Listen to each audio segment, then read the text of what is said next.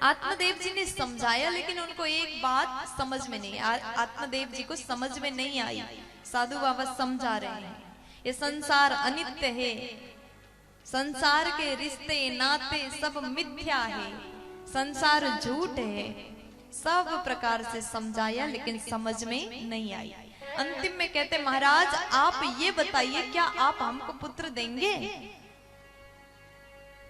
इतना कहते कहते जिद करने लगे, महाराज आपके पास तो तपस्या का बल है, आप हमें एक बेटा प्रदान करिए। हमने सुना है साधु संतों के पास में तपस्या का शक्ति होता है, इसलिए आप हमको एक पुत्र प्रदान करिए। आत्मदेव जी जिद कर रहे हैं, खूब जिद किया। उसके बाद संत बाबा ने कहा, देखो महाराज, आपके भाग्य में एक जन्म तो क्या 7 जन्म तक संतान सुख है ही नहीं।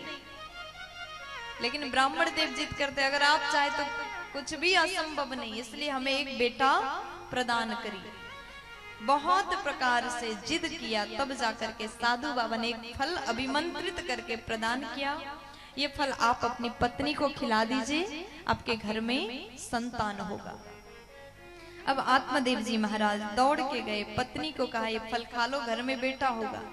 लेकिन धुंधुली ने जैसे फल को हाथ में लिया, वो विचार करती, पति के सामने कह दिया, ये फल मैं नहा करके पूजा पाठ करके खा लूंगी। लेकिन जैसे अकेले बैठी तो उसने सोचा कि फल खा करके कहीं बेटा होता है क्या?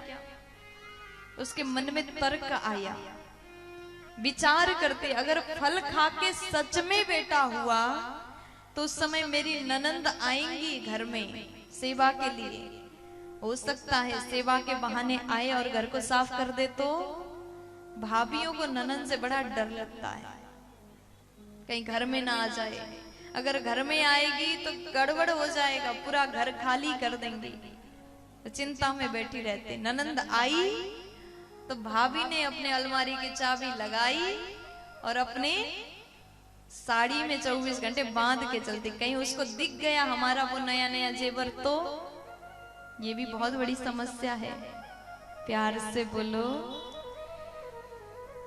तो धुंधुली का ऐसा स्वभाव, देखो, जो भाभी अपने ननंद के आने पर अलमारी बंद कर देती है, जो भाभी ननंद के आने पर घर में जो अच्छी अच्छी चीज उसको छुपा देती है, वो फिर धुंधुली से कोई अलग नहीं हो सकती। इसलिए आपके घर में ननंद आती है, ननंद के बच्चे आपके भांजे भांजी आते हैं, तो उस समय प्रसन्न हो जाइए।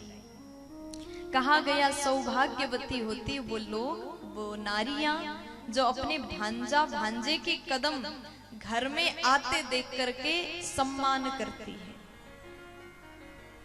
आपके घर में आपकी ननंद आती है, भांजा भांजी आते हैं, तो आपके ऊपर भगवान की कृपा है। जिस घर में मेहमान आए उस घर में भगवान भी प्रसन्न होकर निवास करते हैं। इसलिए कभी भी अपने घर में आए रिश्तेदार से आप दुखी मत होइए, जितना हो सके सम्मान करिए, खूब खिलाइए, अच्छा अच्छा बना करके खिलाना चाहिए। प्यार से बोल दीजिए ना, राधे राधे।